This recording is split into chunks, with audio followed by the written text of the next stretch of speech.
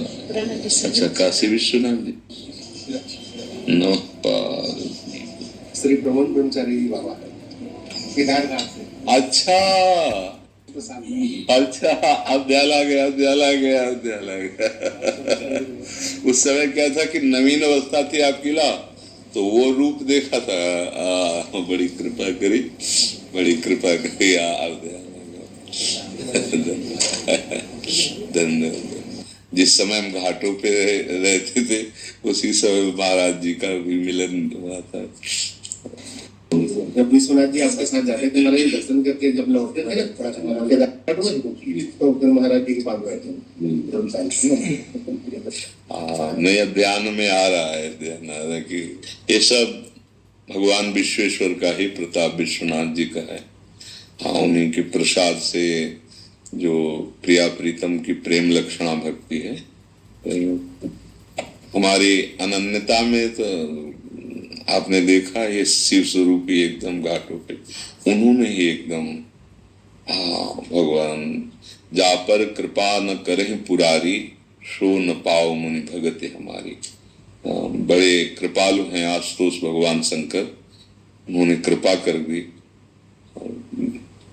प्रिया प्रीतम के धाम को प्रदान किया, प्रिया प्रीतम के प्रेम रस को दाता वही है उन्होंने। हम तो उन्हीं के गुलाम हैं, उन्हीं के दास हैं। उनकी कृपा के बिना आप तो जानते हैं, अनन्यता ऐसी कि हम रास भी देखने के लिए ना कह दिया कि नहीं, अरे आप हमारा जो चल रहा है वो जबरदस्ती। जब उनका कई बार कहा कोई संत, तब मन में आया कि जब संत कह रहे हैं तो बस फिर रास में गए ना। तो जैसे बड़े बड़े संतों ने लिखा है ना कि ब्रज की वीथियों में मत जाना, एक कमर में हाथ रखे हुए नव किशोर ऐसा है जो तुम्हारा सर्वस्व छीन लेगा, किसी कार्य का नहीं रखेगा। तो वही जी ही रास बिहारी के बस महादेव जी की कृपा अब लग गया, हम जी नहीं सकते। यही हमको ले गए थे पहले, आप जब वहां थे इनके यहाँ पास, तो हमको बोले कि बहुत बड़े महात्मा जी बहुत विरक्त हैं, किसी से कोई मतलब नहीं रखते हैं और आप उनके दर्शन करने चलिए। तो हम आए थे तो पहले आपको तुलसी घाट पे दर्शन आपको का मिला था। हाँ, तुलसी घाट से लेकर मणिकर्णिका घाट तक इतनी हमारे घर था, घाटों किनारे दिन में दोपहर की पंडा की छतरी में, तो शाम के आके तुलसी घाट में इसलिए बैठते थे कि वहां कुछ देने वाले लोग आ जाते थे, तो कमंडल का ढक्कन ऐसे रख देते, कोई सतुआ या कोई बर्फी जैसे दो चार लोग ऐसे थोड़ा, तो उसी से बस प्राण पोषण हो जाता था। आश्रम किसी के जाना नहीं, भिक्षा करनी नहीं, आकाश वृत्ति से घाट में जो महादेव जी भेज दे तो वहां घाटों में भेजे। तो तुलसी घाट में इसीलिए आते थे कि वहां कुछ जैसे भिक्षुक जन बैठते थे ना, तो उसी पंक्ति में बैठ जाते थे जो जाता था। जब तक हमारा लक्ष्य दृढ़ नहीं होगा तब तक हम काम क्रोध लोभ मोह मद मत्सर देहाभिमान इनको मिटा नहीं सकते। जब लक्ष्य दृढ़ हो जाता है तब फिर तितिक्षा प्रकट होती है। उसी में इतनी सामर्थ्य है कि हर द्वंद्व को क्षय करो मनोरंजन, थोड़ी देर बहुत थक गए हो फिर मनोरंजन हो। राम काज कीन्हे बिनु मोहि कहाँ विश्राम। जब तक भगवत साक्षात्कार नहीं, तत्व बोध नहीं, तब तक माया वाटिका में भ्रमण नहीं करना चाहिए। नहीं तो साधु का, साधक का, परमार्थ के पथिक का लक्ष्य भ्रष्ट हो जाना निश्चित हो जाता है। जहां मनोहर वाटिका माया सृजन की सामने कुछ न कुछ वासना तो रहती है ना, तो वो जो तरंग मात्र रहती है वो समुद्रवत हो जाती है, बहुत जल्दी फैल जाती है। इसीलिए उपासक को जब तक भगवत साक्षात्कार न हो जाए, मतलब चना भुन गया, उसमें अंकुरण होने का गुंजाइश नहीं रह गया, इस ऐसे नहीं। स्वात्मा रामम विषय मृग तृष्णा भ्रमयति। जो आत्मा राम पुरुष हैं वो विषय रूपी मृग तृष्णा में भ्रमित नहीं होते। एक बार आत्म तत्व का बोध या भगवत साक्षात्कार, दोनों एक ही स्थिति होती है। मम दर्शन थल परम अनुपा उपाव निज सहज स्वरूपा। भगवान श्री राम जी कह रहे, जी भी मेरा साक्षात्कार हुआ, स्वरूप बोध हो गया, या स्वरूप बोध हो गया तो हो गया सब कुछ, वो एक ही है। आज के सत्संग में जैसे था, जैसे ब्रह्मभूत महापुरुष की स्थिति होती है, ब्रह्मभूता प्रसन्नात्मा न सोचते न कांक्षते, ऐसे ही महान भक्ति की स्थिति होती है। यत प्राप्य न किंचित वांछते न स्वेच्छत न सोचते। न द्वेष्टि न रमते नोत्साही भवति। जिस परम प्रेम को प्राप्त होकर उसकी कोई चाह नहीं रह जाती, कोई सोच नहीं रह जाती, किसी से द्वेष नहीं रह जाता, कुछ भी प्राप्त हो न रमते न रमते, चाहे ब्रह्मा का पद के हो, न पारमेष्ठम न महेंद्र दिष्णम न सार्वभौमम न रसाधिपत्यम न योग सिद्धिर अपनर्भवम वा, नहीं नहीं नहीं, न रमते नोत्साही बहुत। ये तो स्थिति प्रेमी और ज्ञानी के लिए तो हाँ। अब अगर हम इन दो स्थितियों को नहीं प्राप्त किए तो फिर महाबली ये है काम क्रोध लोभ मोह मद मत्सर, और ये फौरन अपना जाल फेंकेंगे और हमारे दौड़ते हुए कदमों को फंसा के गिरा देंगे। इसलिए जरूर जरूर ये जीवन अब मनोरंजन में नहीं, ये जीवन पूर्णता में होना चाहिए। जब बोध हो जाएगा खत्म खेल। अब विपक्ष पर विजय प्राप्त कर ली, स्वराज्य पर बैठा हुआ है, क्या है तो शासन है उसका, प्रकृति उसके अधीन होती है। ब्रह्मबोध संपन्न महापुरुष की शरीर सेवा दासी की बात प्रकृति करती है, वो शरीर से तो परे है। ऐसे ही प्रेमी होता है, पांचों भूले देश शुद्ध, छठे भावना रास की, वो देश शुद्ध विस्मृत किए हुए प्रकृति माता की तरह उसका पोषण करती है व्यवहार का, और वो अपने स्वरूप में स्थित रहता है। भक्त का भी स्वरूप है, इसमें भावना का स्वरूप होता है।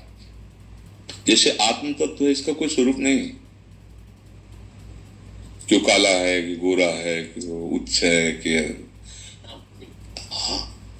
जो आप भावना करेंगे इसका प्रभाव इतना, पावर इतना है, उसी में तन्मयता हो जाती है। जैसे पुरुष अब हो गए, हमारा स्वरूप थोड़ी है पुरुष। तो भक्त क्या करता है, प्रबल भावना करता है, अब वो विशुद्ध भावना है। दास एक ही तत्व है, दो नहीं है। भेद से अभेद और अभेद से भावात्मक भेद, क्योंकि अगर ये द्वैत बना रहा माया जनित तो काम बना नहीं। देखो गोपीजनों को अद्वैत स्थिति, गोपीजन अपने जित देखूं तित श्याममय, कोई द्वैत रह गया क्या?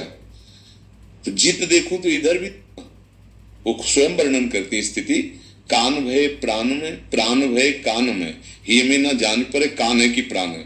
ये तो इधर अंतर की दशा है, और बाहर जित देखो तित श्याममयी, एकाकार वृत्ति हो गई। अब प्रेम गलियत साकरिता में दो न समाये, एक स्थिति आई और जो भी बाहर निकला द्वैत से अद्वैत स्थिति, एक आकार, ब्रह्म नहीं, माया नहीं, नहीं जीव नहीं काल, अपनी सुध न रही, एक रहे नंदलाल, कृष्णाकार वृत्ति। अब कृष्णाकार वृत्ति में दिखाई देंगे दास और स्वामी, लेकिन उसका अस्तित्व नहीं है।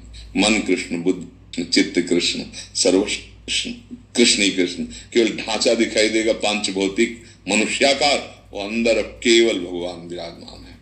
ऐसे ही ब्रह्मबोध संपन्न का ढांचा केवल दिखाई देगा, वो सर्व रूपधारी महापुरुष है।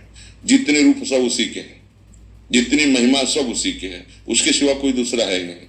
सब उसका संकल्प है, सब उसका विलास है, इसीलिए वो निरपेक्ष रहता है। वो मननशील महात्मा ऐसा होता है जिसके पीछे भगवान चरण रज लेने के लिए घूमते हैं। निरपेक्षम मुनिम शांतम निर्वैरम समदर्शनम अनुब्रजाम्यहम नित्यम पुयेतंग्रेण भी। तो अपने को जो मार्ग मिला है, चाहे भक्ति का हो और चाहे ज्ञान का मार्ग हो, चरम अवस्था में पहुंचना है। जब तक ऐसी ऊंचाई में दौड़ के चढ़ जाओ कि कोई भी आग की आंच भी ना आने पावे, कामाग्नि, क्रोधाग्नि, लोभाग्नि, ये अग्नियां हैं, इनके हृदय में आंच भी ना आने पावे। वो द्वंद्व विमुक्ता सुख दुख का संगई, जो सुख दुख में समान भाव समस्त द्वंद्वों पर विजय प्राप्त किए हुए महापुरुष है परमानंद। चाहे भक्ति मार्ग चले, चाहे कर्म योग से चले, चाहे ज्ञान योग से चले, चाहे अष्टांग योग से चले, सबका एक ही लक्ष्य है, जो निर्विकल्प समाधि है। वो ईश्वर लीन अवस्था है, ईश्वर लीन अवस्था। एक है संकल्पित समाधि, एक है निर्विकल्प समाधि, जिसमें संकल्प विकल्प की कोई गुंजाइश नहीं, परमात्मा स्वरूप योगी हो जाता है। ऐसे ज्ञानी ब्रह्म स्वरूप हो जाता है।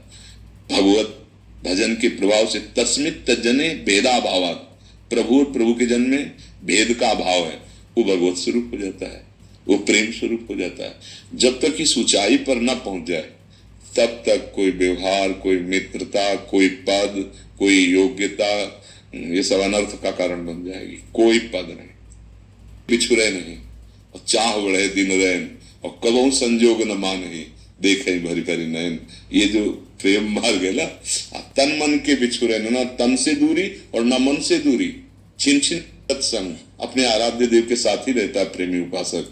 तो उनके दर्शन से कभी गा रहा है, कभी नाच रहा है, कभी उनकी लीला देखकर हंसी आ रही, तो कभी अचानक भाव हो गया और रोना शुरू हो गया, पूरा जीवन हो गया, लगता है अब नहीं मिलेंगे क्या। और तन मन के बिछुरे नहीं, ये प्रेम, महाबली प्रेम का ऐसा प्रभाव विस्मृति में डाल दिया, कभी नहीं मिलेंगे, चिल्ला चिल्ला के रोना शुरू। अचानक फिर रूप माधुरी जाकर थे, कृतकृत्यता का अनुभव करके समाधिस्थ है, शांत।